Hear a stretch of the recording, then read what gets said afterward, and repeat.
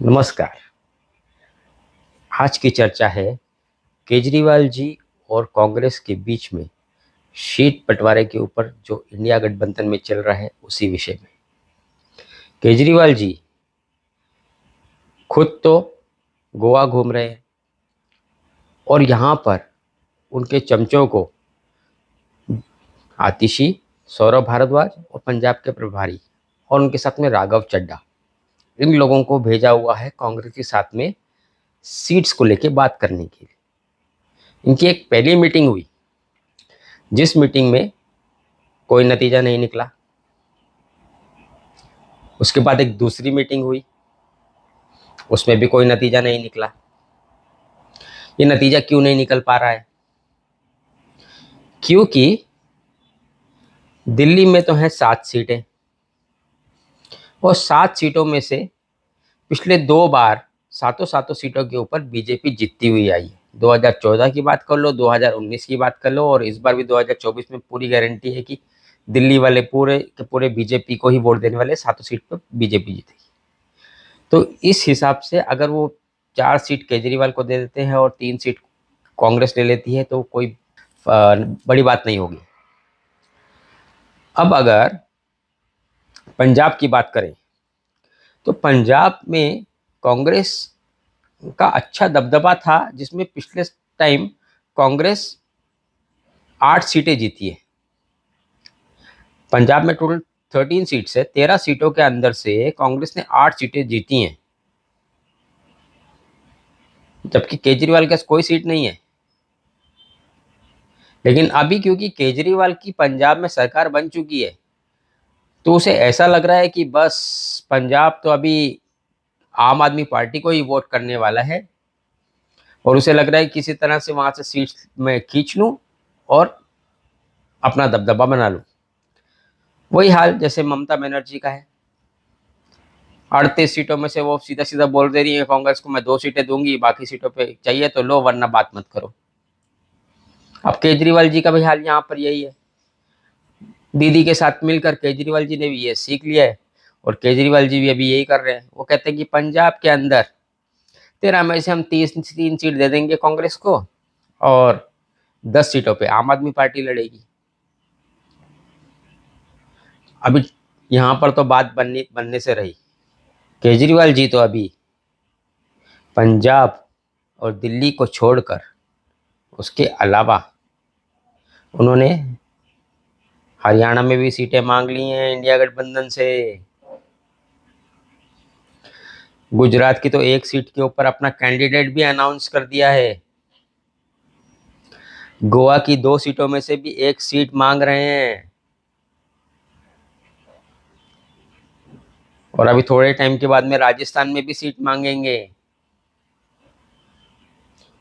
तो ये हाल है केजरीवाल जी का और कांग्रेस के गठबंधन का। अगर सब सीटें कांग्रेस इन्हीं को दे देगी तो कांग्रेस का लड़ने का मतलब ही क्या है? इससे तो अच्छा कांग्रेस अकेली ही लड़ लेती। अभी सीटों के ऊपर बात पूरी नहीं हुई है।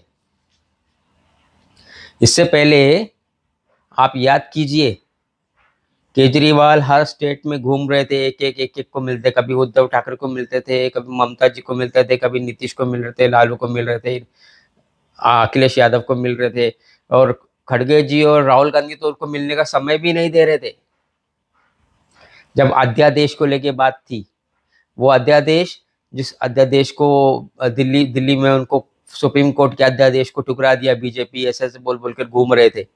उस टाइम पर ये कहते थे कि अगर हम सब एक हो जाएं तो राज्यसभा के अंदर अगर हम सब गठबंधन ये कर लेंगे तो ये सेमीफाइनल हो जाएगा। ये वो सेमीफाइनल होगा लोकसभा का जिसमें पता नहीं क्या क्या। और वहां पर तो आपको पता ही है क्या हुआ। उसके बाद में रात को बौखलाते हुए प्रेस कॉन्फ्रेंस करते हुए आए केजरीवाल। अब कह रहे हैं कि पंजाब का जो म्यूनिसिपल का इलेक्शन है जिसमें अभी मेयर चुना जाना है, तो अभी मेयर चुनने के लिए केजरीवाल कांग्रेस के साथ गठबंधन कर कर वो मेयर के चुनाव के लिए कर रहे हैं बात। और राघव चड्ढा जी आकर कह रहे हैं कि अब ये सेमीफाइनल है। तो वो क्या था? कभी इनके लिए मेयर का चुनाव सेमीफाइनल बन जाता है, कभी इन लोगों के लिए राज्यसभा का चुनाव सेमीफाइनल बन जाता है, कभी कोई म्यूनसिपालिटी की बात करने लगते हैं। ये पता नहीं क्या है।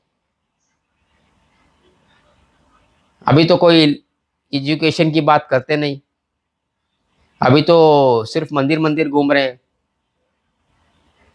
क्यों? तुम्हारा वोट बैंक जो है, तुम्हारा वोट बैंक तो मुस्लिम है। केजरीवाल जी का वोट बैंक तो मुस्लिम, रोहिंग्या और झुग्गी झोपड़ी वाले हैं, और कुछ मुफ्त खोर जिनको मुफ्त में बिजली और पानी और बस की आदत है, जिनको तो ये सब मिलता नहीं है। 80% दिल्ली वाले लोगों को तो ये चीजों की फैसिलिटी लेते नहीं है। उन सबके में गाड़ियां हैं, बड़ी बड़ी गाड़ियां हैं, घर में एसी लगे हुए हैं, 300 यूनिट से क्या होता है। लेकिन अब वो केजरीवाल का वोट बैंक तो रहा नहीं। आप 2020 तक देखिए, 2020 जब भी केजरीवाल दूसरी बार जीत कर नहीं आए थे, पहली बार तो जो सा था वो एक डेढ़ महीने का उनकी सत्ता थी, जो सी कांग्रेस का तो उन्होंने मिलकर बनाई थी, वो छोड़ दीजिए। उसके बाद जब दूसरी बार वो जीत कर आ गए, उसके बाद 5 साल उन्होंने अपनी सरकार वगैरह चला ली।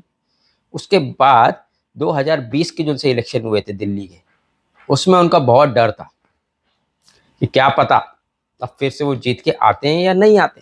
तब तक उनको वो कॉन्फिडेंस नहीं हो पाया था कि वो जीत के आएंगे। लेकिन जब वो 2020 में जीत कर आए, तो उनका जो कॉन्फिडेंस था वो ओवर कॉन्फिडेंस में बदल गया। आप देखिए ये शीश महल वाले काम, घपले वाले काम, शराब घोटाले वाले काम, पैसे दबाने वाले काम, वो क्योंकि उनको पीएम बनने की आस जाग गई थी। तो ये जो उनसे काम हुए, ये सब वो उसके बाद हुए। इससे पहले तो आप याद कीजिए, 2020 से पहले तो ये मुसलमानों के हर एक फंक्शन में जाते थे। कभी ईद पे कहीं पहुंचे हुए होते थे, कभी किसी और फंक्शन में पहुंचे होते हुए थे, कभी कहीं ना कहीं उनके साथ में सभा कर रहे होते थे। और आप देखिए 2020 के बाद में ये कभी दिखे नहीं किसी के साथ फोटो, ना उनके कभी फोटो खिंचवाते। उसके बाद में इन्होंने अपना एकदम चेहरा बदल के हिंदुत्व वाला चेहरा कर लिया। उसके बाद में ये कभी आप देखिए, कभी जाके वहां कहते हैं ये कृष्ण के अवतार हैं, ये कंस का वध करने के लिए आए हैं, बीजेपी कंस की औलादे हैं, कभी आके वो चीजें कहते हैं वहां पर। कभी इनके मंत्री को अनशन बयान देते हैं। और उसके बाद में इन्होंने तो अपना पूरा पूरा सब बदल के, चेहरा बदल के पूरा हिंदुत्व वाला चेहरा कर लिया। और उसके बाद में मुझे रात को सपना आया कि लक्ष्मी गणेश की फोटो होनी चाहिए, ऐसी बातें करने लगते हैं। और अभी इन्होंने सुंदरकांड का पाठ रख दिया है हर सोमवार को। उसका पैसा कहाँ से आने वाला है? 2600 मंदिरों के अंदर ये जो पाठ रखे हैं उसके लिए एक अलग से कमेटी बना दी है। अभी ये जो 2600 मंदिरों के अंदर हर टाइम का पाठ होगा, ये सब कुछ होगा, उसका जो खर्चा होगा वो कहाँ से आएगा? वो दिल्ली के जो उनसे टैक्स पेयर हैं उन्हीं की जेब से जाने वाला है। जिस तरह से मुफ्त का लाइट और बिजली पानी और बस के लिए जा रहा है, या तीर्थ यात्रियों को ले जा रहा है जो, उसी तरह ये पैसा भी वहीं बर्बाद होगा। 500 करोड़ तो हर साल वो अपने एडवर्टाइजमेंट में उड़ा देते हैं। तो बस ऐसे ही चलता रहने वाला है। अगर अगली बार भी दिल्ली वालों ने फिर से केजरीवाल को चुन के लाए तो समझिए, चलो वो तो बहुत दूर की बात है। अभी पहले ईडी से तो निपट लिया जाए। कहीं ऐसा होगा कि यही महीना केजरीवाल का आखिरी हो, इसके बाद में तो हमको केजरीवाल जी सिर्फ जेल में ही दिखें, कभी कभी कोर्ट में दिखेंगे बेल पे आते हुए, हाथ हिलाते हुए। आपको मेरा ये वीडियो कैसा लगा और आपकी इस चर्चा के बारे में क्या राय है, प्लीज़ कमेंट कीजिए और मुझे बताइए। धन्यवाद।